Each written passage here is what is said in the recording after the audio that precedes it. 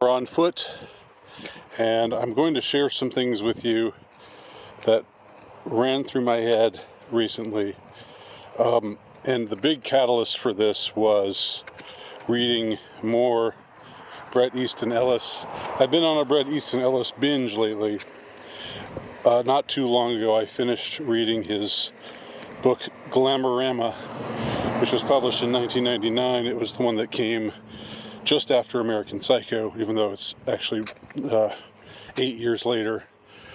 Ellis is not what you would call a prolific novelist. He writes when he feels prompted to write. And Glamorama is a crazy book. It is just as violent, just as upsetting as American Psycho is. There are scenes of absolute carnage that will send you curling into a fetal position. He is so ruthless in his descriptions of these moments,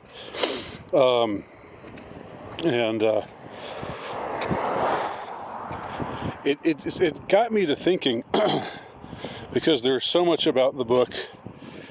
It's a really good book, I have to add, but there's so much about the book that seems like it's written by somebody who has insight or knowledge, or has some. Let me just put it this way: he seems to be wanting to let us know what's going on. Now, I don't know if Ellis would ever admit to that. I don't know if I'm right about that. Maybe I'm wrong. Maybe this is just all from his fevered imagination, just like American Psycho was. But my impression, especially with so many of the themes being about how the fashion industry is just a guise for operations of terror, and how so much of what we see and think of as real is actually scripted. It's a book well ahead of its time. I mean, it's pulsing with paranoia from a pre-9/11 perspective. It's the kind of paranoia it invites to the reader to entertain is very contemporary, has a very contemporary feel to it. But I was thinking just now, just in terms of what do novelists know, what do writers, artists know, people who work within the corridors of power, but maybe are good guys, maybe want to expose things. And I don't know finally whether Bret Easton Ellis is a good guy or a bad guy, or neither. But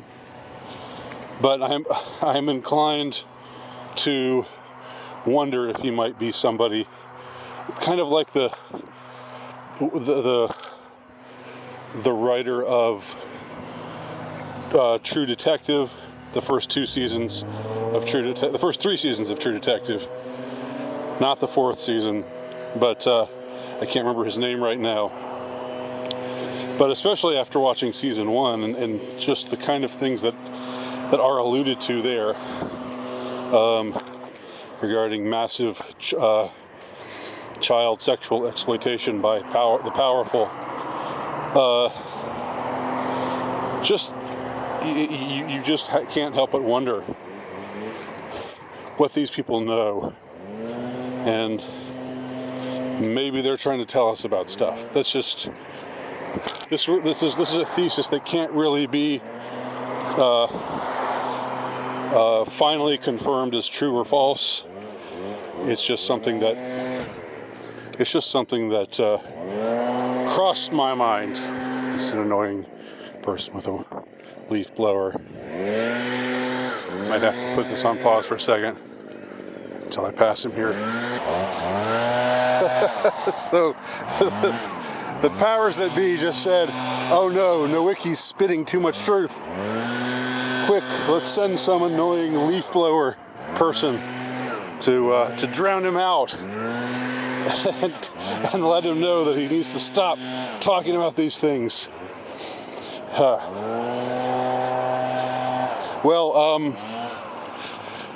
The reason why, I was entertaining all of these notions, but what brought me to really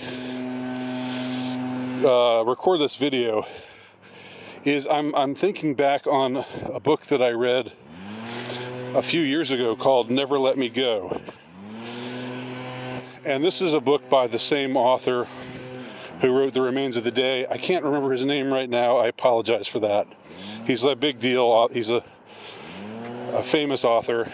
And it's a great book. But I started to think about that book in ways that I like, cryptic ways, esoteric ways that I'd never thought about it before. So the book is about, it's set in a future where we meet with this group of kids in an unusual school, and we don't really know what's going on with them, but something's slightly off. And then eventually what we find out, okay, spoilers, but hell, the book's, 20 years old now. And I think you can hear the spoiler and still enjoy the book. I do recommend it. But what you find out near the end is that these children are clones of actual people, and they were created for the express purpose of, if the actual person has some kind of health problem and he needs a new liver, let's say, then the child who was created with his DNA is made to, they extract his liver and give it to the actual person. And so, that's why these kids don't really live too long, because eventually they just get operated on, they get so many things removed, and eventually they just die off. And it's incredibly powerful indictment of the culture of death, of the notion of, once you go down the route of creating human life as a means to an end, that the kind of atrocities that will become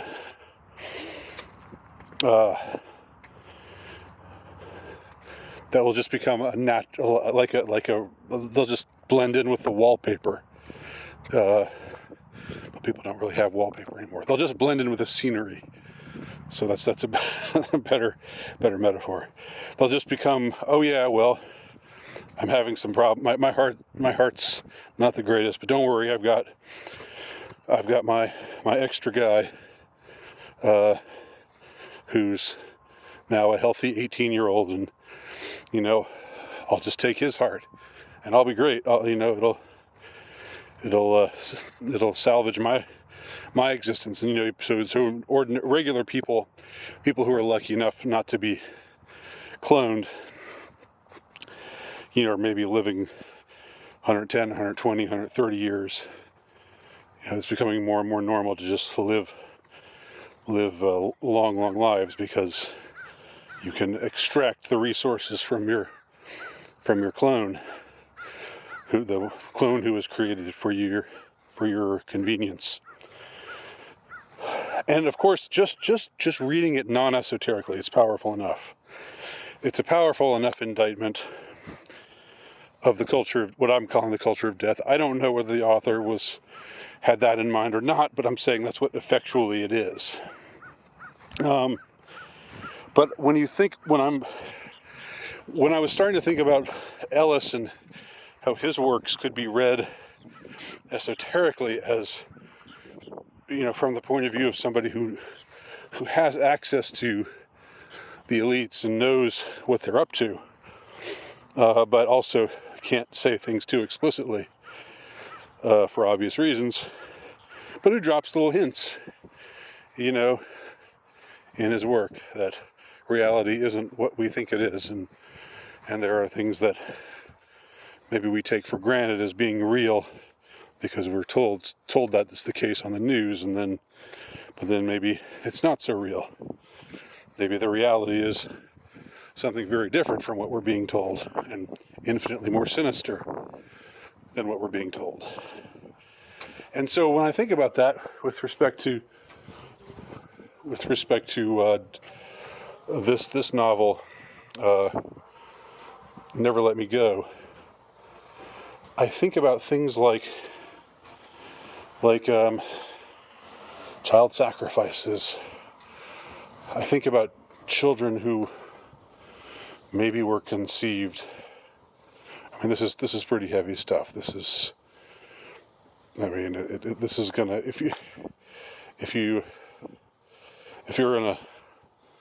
if your soul is in a sensitive place, then you don't necessarily want to think about this kind of stuff. I'm taking a chance even thinking about it now because my soul is always in a rather sensitive place. But when you hear about things like, you know, children being conceived in, you know, these evil ritualistic settings, you know, the elite raping the young and possibly intentionally conceiving children, and those children ending up in these care homes or these orphanages, and then of course it's open season on them because they're just extra, or maybe maybe children like that are just never even acknowledged. They're never given a you know, what we in the United States would call a social security number. They're never even acknowledged as people. They're born entirely secret beings, and they're just there for the sick elites to use and use up. And yeah, like I said, well, I haven't said this yet, but I hope I hope I'm just wrong. I hope I'm wrong about this. I hope I'm just reading too much into it and what have you. But I don't know. We've seen so much lately. So much of what's true has come to light. So much of what was once hidden has come to light. And the metaphor just works. It works so easily. It works so effortlessly. You know, like just change a few details, project it into the future. You know, have it be about medical procedures. You know, with clones who aren't acknowledged as human and who are just there to give up their organs until they expire. You don't even call it death because you don't even consider them to be alive. Who just are required to give up their organs to supplement the lives of the quote unquote real people, the ones who weren't born in a lab. It's just the metaphor just works so perfectly. It's such a heavy thought, and I really hope it's not true. And that's where I'll end this video.